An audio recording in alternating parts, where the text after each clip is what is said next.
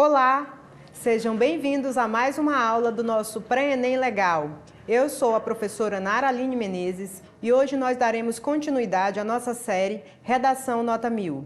Na nossa aula de hoje, nós iremos trabalhar argumento por causa e consequência.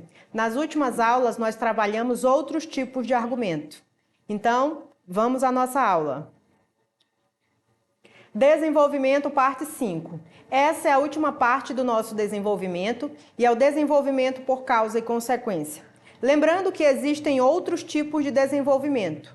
Eu selecionei alguns que eu considero os mais importantes, mas nada impede que você faça pesquisas e tente procurar outros argumentos. Esses são os mais utilizados nas redações nota 1000. Então, vamos lá.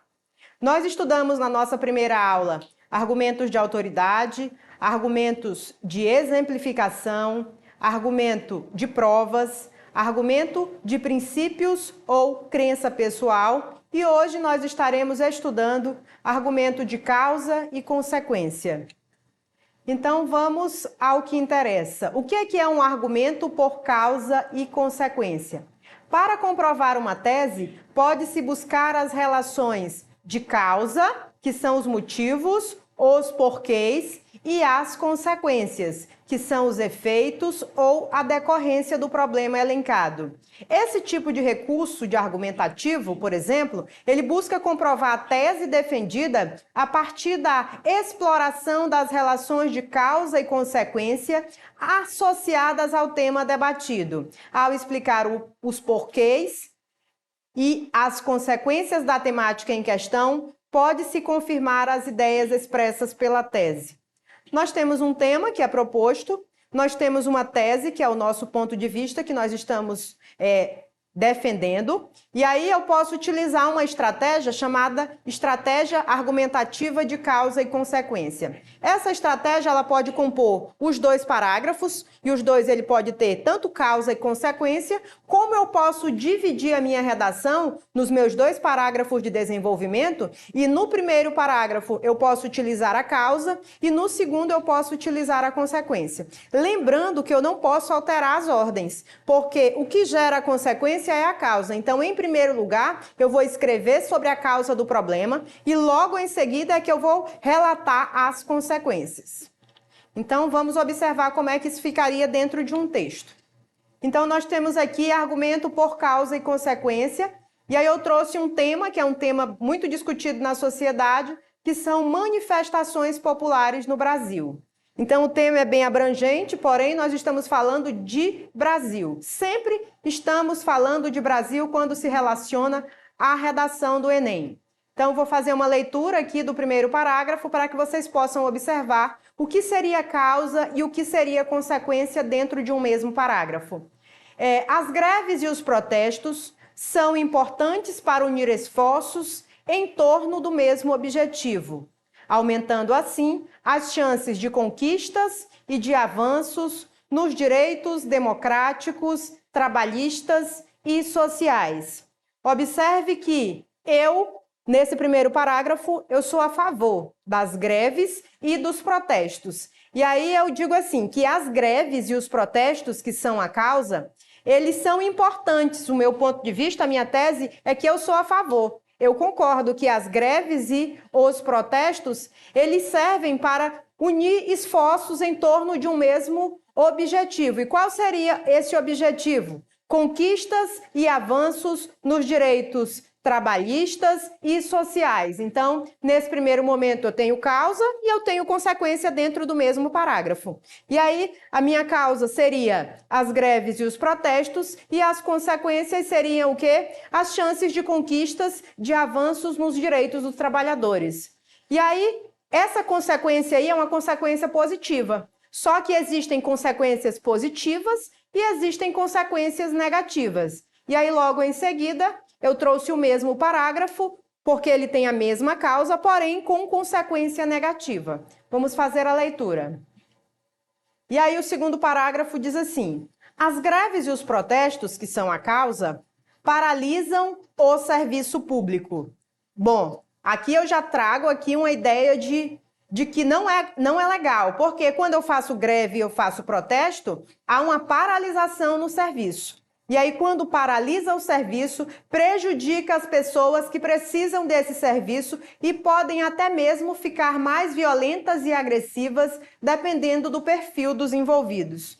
Nós sabemos que uma parcela da população, quando resolve fazer um manifesto, fazer uma paralisação, e aí esse setor, ele provavelmente parado, ele não funcionando, ele vai acarretar problemas para outros setores. Vamos partir do princípio que houve uma paralisação, por exemplo, por parte dos motoristas de ônibus. Existe uma parcela da população que necessita desse serviço para ir trabalhar todos os dias. Quando eles resolvem parar, o que acontece? Prejudica uma outra parcela da população. E essa outra parcela da população, ela vai se prejudicar em que sentido? Ela não vai conseguir chegar ao seu serviço, aquele dia provavelmente vai ser descontado, e aí algumas pessoas, elas podem até ficar violentas. Isso gerar um confronto ainda maior e outros problemas. Nesse caso aí, nós temos causa e consequência, mas consequência negativa.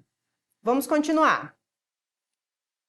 E aí, lembrando sempre que a função da argumentação é sempre defender o seu ponto de vista. Então, eu preciso me posicionar. Eu sou a favor ou contra? Eu não posso ficar em cima do muro. É necessário que você se posicione dentro do texto e que você deixe claro que você é a favor ou que você é contra. Observe que nos 2 parágrafos anteriores, o parágrafo de cima, nós somos a favor, ficou muito evidente dentro do texto, e no parágrafo de baixo, ele é contra. E aí vamos lá. Na causa e consequência, você aponta os aspectos que causam o problema discutido pela temática e as consequências desse problema. É a forma de argumentar mais típicas em textos dissertativos. Esse é um argumento que ele é muito utilizado. A maior parte das redações utilizam essa estrutura de texto, porque é uma coisa assim que é muito certa. Toda causa tem uma consequência, então é uma coisa que você não erra nunca. E aí vamos lá. Um exemplo número 2, para que fique mais claro dentro do texto, né? Porque é a prática que vai fazer com que a gente aperfeiçoe e para que faça com que a gente realmente entenda o que seria uma causa e uma consequência. Observe aí que no exemplo número 3 aí, eu inicio o texto dizendo assim: a miséria, que ataca grande parte da população brasileira, não é gratuita, pois tem origem na péssima distribuição de renda, no desemprego e nas injustiças sociais. Observe aí que ele fez o quê? Ele fez um deslocamento da frase. Ele colocou em primeiro lugar a consequência e aí depois é que ele colocou a causa. Eu posso utilizar isso? Posso. Mas eu sei que primeiro é a causa, depois a consequência. Porém, eu posso utilizar uma estrutura inversa. Eu tenho essa liberdade na hora da escrita. Lembrando que nós fazemos sugestões, mas que você tem liberdade na hora de escrever. Quando eu digo assim, a miséria é uma consequência, é uma coisa que foi gerada por outros fatores. O que gerou a miséria da sociedade, da população brasileira? E aí mais adiante ele diz assim, se tem sua origem, em primeiro lugar houve o quê? A péssima distribuição de renda, em segundo lugar houve um desemprego e aí em terceiro lugar houve injustiças sociais. E aí essas 3 coisas juntas gerou o quê? A miséria. Então a causa seria a má distribuição de renda, o desemprego e as injustiças sociais e a consequência seria o quê? A miséria. Então, assim, esse é um assunto que ele é muito discutido, muito debatido e está sempre em alta. Então, vamos lá que nós temos aqui outros exemplos. Professora, como é que eu encontro assim? Como é que eu faço para encontrar causa e consequência? Eu tenho lá a minha temática, eu não sei fazer a causa e a consequência dentro da minha temática. Como é que eu descubro? Como é que eu identifico isso através do tema? Então, vamos lá. Eu trouxe um tema aqui para que vocês possam praticar. Constatamos que no Brasil existe um grande número de correntes migratórias que se deslocam do campo para as médias ou grandes cidades. Então, nós estamos falando aqui de correntes migratórias, de pessoas que saem do campo e vão migrar para a cidade. Cidade grande ou cidade média. Como é que eu encontro a causa, professora? Eu pergunto por que ao tema. E aí ficaria mais ou menos assim. Por que constatamos que no Brasil existe um grande número de correntes migratórias que se deslocam do campo para as médias e grandes cidades? O que leva a isso? Por que as pessoas estão saindo do campo e vindo para a cidade? Por que, gente? E aí, entre essas possíveis causas, eu trouxe aqui um exemplo do porquê. E aí seria: a zona rural apresenta inúmeros problemas que dificultam a permanência do homem no campo. Vocês sabem que existe uma diferença da vida urbana para a vida rural. A vida rural ela é um pouco mais difícil em relação tanto à questão de locomoção, a saída, por exemplo, do campo para a cidade, como outras situações. Então, assim, existe uma dificuldade para morar no campo. As pessoas estão buscando melhores condições de vida. Então, essa seria uma causa. Nesse sentido, para encontrar uma consequência para o problema enfocado, perguntamos: o que acontece em razão disso? Então, assim, quando as pessoas elas chegam na cidade, o que acontece? Quais as consequências dessas pessoas que saíram do campo e migraram para a cidade? E aí vamos descobrir agora qual seria a possível resposta para essa pergunta. As cidades encontram-se despreparadas para absorver esses migrantes e oferecer-lhe condições de subsistência e de trabalho. Observe que nós já temos um número muito alto de pessoas desempregadas. Então, assim, a cidade ela não está preparada nem para oferecer as condições necessárias para quem já vive aqui na vida urbana. Imagine para quem vem de fora, para quem vem do campo. Então, as cidades elas não estão preparadas para receber esse povo ainda. Essa é uma das consequências. Veja que a causa e a consequência citadas nesse exemplo podem ser perfeitamente substituídas por outras, encontradas por você, desde que tenha relação direta com o assunto. Lembrando que eu fiz uma pergunta, eu somente ensinei para vocês como é que eu descubro a causa, perguntando o porquê e a consequência. Mas poderia ter outras respostas. Então, assim, quando você fizer essa pergunta ao tema, você vai ter outras respostas, ok? Então, vamos dar continuidade. E aí eu trouxe um tema, que é um tema que nós sempre trazemos, em uma redação nota 1000. E o nosso tema de hoje é Caminhos para combater a intolerância religiosa no Brasil. Essa é uma redação do Helário Azevedo e Silva Neto. E aí eu sempre trago a parte da introdução para contextualizar vocês. E aí o que nós iremos nos ater de fato é o nosso desenvolvimento. Como essa redação, por exemplo, ela é de anos anteriores, ele utilizou ainda a expressão índios. Porém, nós sabemos que essa expressão ela já não é mais utilizada e ela foi substituída pela expressão indígenas. Por isso que ela está entre parênteses no nosso texto. Mas no texto original é os índios. O período colonial do Brasil ao longo do século XVI e XIX foi marcado pela tentativa de converter os índios, que hoje nós chamaríamos de indígenas, ao catolicismo em função do pensamento português de soberania. Embora date de séculos atrás, a intolerância religiosa do país, em pleno século XXI, sugere as mesmas conotações de sua origem, imposições de dogmas e violência. No entanto, a lenta mudança de mentalidade social e o receio de denunciar dificultam a resolução desta problemática, o que configura um grave problema social. A nossa introdução é somente para contextualizarmos, então vamos analisar de fato o desenvolvimento, que é o que interessa, para nós identificarmos dentro do desenvolvimento o que seria a causa e o que seria a consequência. Então vamos lá.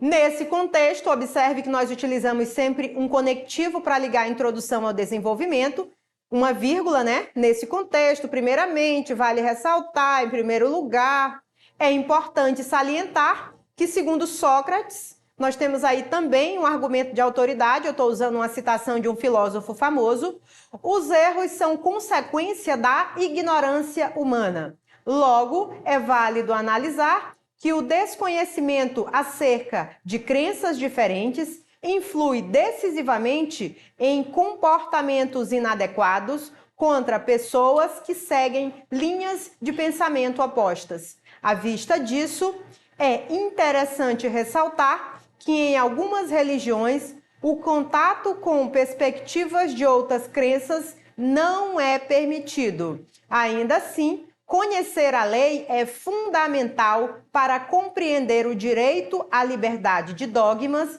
e, portanto, para respeitar as visões díspares. Nós temos aqui o nosso primeiro parágrafo de desenvolvimento. Eu não sei se vocês conseguiram observar onde é que está localizado a causa e a consequência dentro desse parágrafo. Quem conseguiu, parabéns. Vamos para o nosso próximo slide e vamos observar dentro deste parágrafo em que momento o aluno ou o candidato colocou a causa e em que momento gerou essa consequência. Então, vamos lá. Ele diz assim: é importante salientar que, segundo Sócrates, os erros são consequência da ignorância humana. Nós temos aí argumento de autoridade. É válido analisar que o desconhecimento acerca de crenças diferentes, observe que ele utilizou dois tipos de argumentos. O primeiro é um argumento de autoridade, né? Ele trouxe uma afirmação, ele trouxe uma citação de um filósofo muito conhecido por todos, que é o Sócrates. No segundo momento, ele trouxe o quê? Um argumento de causa. Observe aí que existe uma causa para esses problemas, que geram determinadas consequências. E que causa é essa? A causa é o desconhecimento acerca de crenças diferentes. Ele diz que grande parte da sociedade tem um preconceito com outras crenças que não sejam as delas. Elas não respeitam. Então, isso é uma causa. Eu desrespeito porque eu não conheço a outra. Por exemplo, se a Constituição assegura o direito de crenças a todos, é necessário que o ser humano respeite a crença do outro, mesmo que ela seja diferente da sua. E aí, o que seria a consequência? A consequência seria: influi decisivamente em comportamentos inadequados contra pessoas que seguem linhas de pensamentos opostas. Então, assim, o que é que acontece? O fato de eu desconhecer outros tipos de crenças, eu desrespeito. E o que é que acontece em relação a isso? O fato de eu ter uma linha de pensamento diferente faz com que o meu comportamento seja um comportamento inadequado. Eu tenho um certo preconceito contra uma crença diferente da minha crença. Ficou claro isso dentro do texto? Então, vamos dar continuidade à nossa aula. Lembrando sempre aí que o nosso texto ele tem o começo, o meio e o final, né? O nosso desenvolvimento, o parágrafo está completíssimo. Nós temos tópico frasal, nós trouxemos alguns exemplos e nós concluímos no final. Ainda assim, vírgula, observe a expressão que conclui o parágrafo. Então, assim, sempre trazendo elementos de aulas anteriores para que nós não venhamos esquecer que o nosso parágrafo ele precisa ter um começo, um meio e um final, para que ele esteja completo. E aí nós temos mais um aqui. Além disso, é cabível enfatizar que, de acordo com Paulo Freire, em seu livro Pedagogia do Oprimido, é necessário buscar uma cultura de paz. De maneira análoga, muitos religiosos, a fim de evitar conflitos, hesitam em denunciar casos de intolerância, sobretudo quando envolvem violência. Entretanto, omitir crimes, ao contrário do que se pensa, significa colaborar com a insistência da discriminação, o que funciona como um forte empecilho para a resolução dessa problemática. Então, nós temos aqui mais um parágrafo de desenvolvimento que nós vamos observar onde nós encontramos a causa e onde nós encontramos a consequência. Observe aqui que ele também faz uma citação direta, né? Ele utilizou Paulo Freire, utilizou uma obra muito conhecida que é a Pedagogia do Oprimido. Então, nós temos até nesse parágrafo aqui outro argumento de autoridade, que é Paulo Freire. E aí nós temos aqui o momento em que há uma causa e o momento em que há uma consequência. Então, nós temos aqui o fato de que as pessoas elas não denunciam esses casos de intolerância.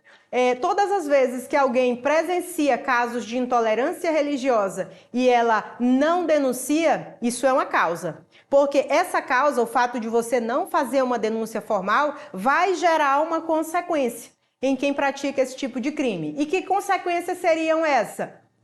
Aí ele diz assim: omitir crimes ao contrário do que se pensa, significa colaborar com a insistência da discriminação. Então, todas as vezes que alguém vai lá e agride alguém porque ele tem uma religião diferente da do outro, e aí essa pessoa ela não vai lá e faz uma denúncia formal, a pessoa não responde por isso, o que acontece? Ele vai se sentir no direito de continuar praticando